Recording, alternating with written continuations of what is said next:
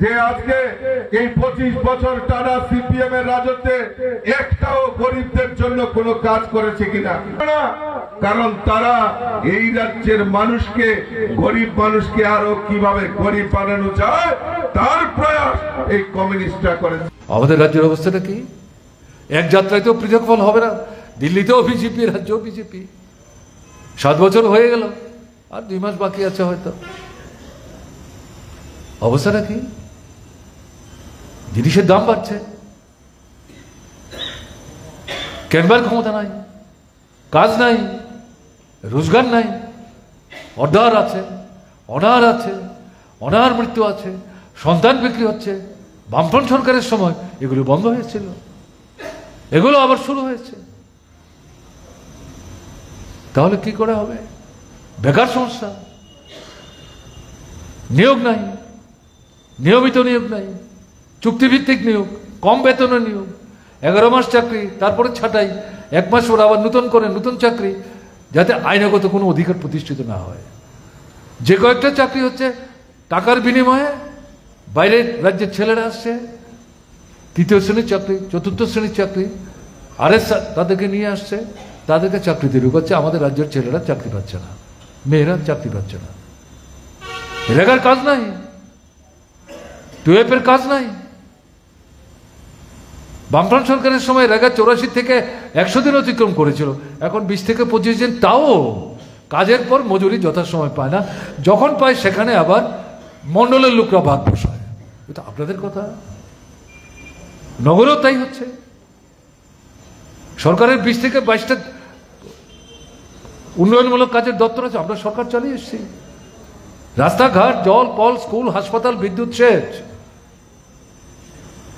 বন, উপজাতি উন্নয়ন, এই যে দপ্তরগুলো, এগুলোর মাধ্যমে কাজ করিয়ে শুধু রেগার কাজ দিয়ে আর শুধু টুয়েপের কাজ দিয়ে আমাদের রাজ্যের বামফ্রন্ট সরকারের সময় দারিদ্র্যমুক্ত, অনাহার মৃত্যুর হাত থেকে মানুষকে বাঁচাবার যে ব্যবস্থাটা নিশ্চিত করে গেছিল, এটা শুধু রেগা আর টুয়েপের কাজ না। এই যে 20টা উন্নয়নমূলক দপ্তর বামফ্রন্ট সরকারের, এর সাথে এটাকে যুক্ত করে রাগার চাইতে এবং টুয়েপের চাইতে আরো অনেক বেশি কাজের ব্যবস্থা হয়েছে। এই দপ্তরগুলির কাজ কোথায়? নাই তো, নাই। তাহলে সমস্যাটা কি? শিক্ষা ভীষণভাবে আক্রান্ত। বিনা পয়সায় প্রায় ইউনিভার্সিটি পর্যন্ত পড়ার ব্যবস্থা, বই কিনে দিয়েছে বামফ্রন্ট সরকার। এখন আবার ঘুর পথে পয়সার বিনিময়ে পড়া শুরু হয়েছে। স্কুল বন্ধ করে দিচ্ছে, বেসরকারি পুঁজির হাতে তুলে দিচ্ছে। শিক্ষক রিটায়ারমেন্টে যাচ্ছে, শূন্য পদ, এগুলি পূরণ করছে না, নতুন করে লোক নিচ্ছে না, পরীক্ষা ফেল করছে, ক্লাস হচ্ছে না। 100 জনের মধ্যে 70 জন, এরা দল বেঁধে যাচ্ছে। আরে আমাদের ক্লাসই করলো না, কোর্সই কমপ্লিট করলো না, পরীক্ষায় বসে দেখলাম সেখান থেকে প্রশ্ন, কি করে উত্তর দেব? ফেল তো আমি করবো, এর জন্য তো আমি জানি না। তাহলে কি করতে হবে? তারা বিক্ষোভ দেখাচ্ছে, তাদের পাস করিয়ে দিল। এটা ঠিক না, আমরা এটাকে সমর্থন করি না। এবার হয়তো চুপ পড়ে গেছি আমরা। এটা কি পদ্ধতি? এই পাশের কি অর্থ? সে তো অর্ধমূর্খ থাকবে, লাভ হবে না তো কিছু। তাহলে সরকার যে পদ্ধতি নিয়ে শিক্ষাটাকে ধ্বংস করার চেষ্টা করছে ইনডাইরেক্টলি, এটার বিরুদ্ধে যদি আমরা কথা না বলি, এটাকে সমর্থন করা হবে? শেষ করে দিচ্ছে উদ্দেশ্যমূলক। এটা শুধু ত্রিপুরা মনে করার কারণে বিজেপি শাসিত প্রত্যেকটা রাজ্যে এই জিনিস তারা ঘুরিয়ে ফিরে করার চেষ্টা করছে। স্বাস্থ্য, কত লোকে, কতজন ডাক্তার, কতজন নার্স, কতজন স্বাস্থ্যকর্মী, হিসাব করা আছে। বামফ্রন্ট সরকারের সময়ে এরকম একটা জায়গায় আমরা চলে গেছিলাম, বাইরে না, রাজ্যের ভেতর থেকে ডাক্তার তৈরি করছিলাম, নার্স তৈরি করছিলাম, স্বাস্থ্যকর্মী তৈরি করছিলাম। পাশের আগেই হিসাব করে তাদেরকে নিয়োগের ব্যবস্থা হতো। এখন শত শত বেকার হয়ে পড়ে আছে। আমি শত শত বলছি কেন, 1000-এর উপর হবে। ডাক্তারও তো 1000-এর উপর না, নার্স, প্যারামেডিক্স, ডাক্তার শত শত। ওষুধ নাই। আমরা সব ওষুধ বিনা পয়সা দিতে পারতাম, ঘটনা তা না, কিন্তু 10টার মধ্যে 5টা তো দিতে পারতাম।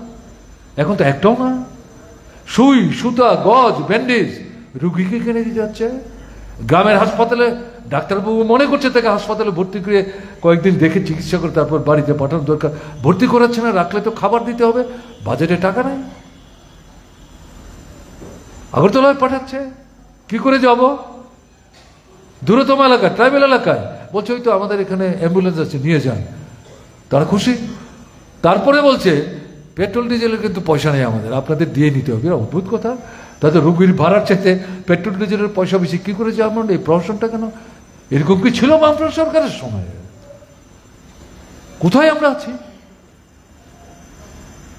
কৃষক সবচেয়ে আক্রান্ত। সেচ 98 ভাগ জমিতে আমরা নিয়ে গিয়েছিলাম। উন্নত মানের বীজ বাইরে থেকে আনতে গিয়ে যখন দেখা গেল যে না, এগুলো তো অনেক জায়গায় আমরা ঠকে যাচ্ছি, এখানেই তৈরি করে অল্প পয়সায় কৃষকদের দেওয়ার ব্যবস্থা, ভর্তুকিতে সার দেওয়ার ব্যবস্থা, কৃষি যন্ত্রপাতি 100 টাকার জিনিস মালিক 50 টাকা দেবে, 50 টাকা সরকার দিয়ে সাহায্য করতো। এই 50 টাকাও মালিক যাতে ব্যাংক থেকে ঋণ নিতে পারে, এই ব্যাংকের উপর চাপ সৃষ্টি করে তাদেরকে এটা পেতে সাহায্য করেছে। কোথায় এগুলো? সমস্ত বন্ধ, ধ্বংস হয়ে গেছে সমস্ত। এই যে বন্যার পরে কৃষিতে যে সমস্যাটা তৈরি হলো, কি সমস্যা, সিরিয়াস একটা অবস্থার মধ্যে চলে গেছে। তাহলে এই জায়গার মধ্যে দাঁড়িয়ে কিসের সরকার চলছে?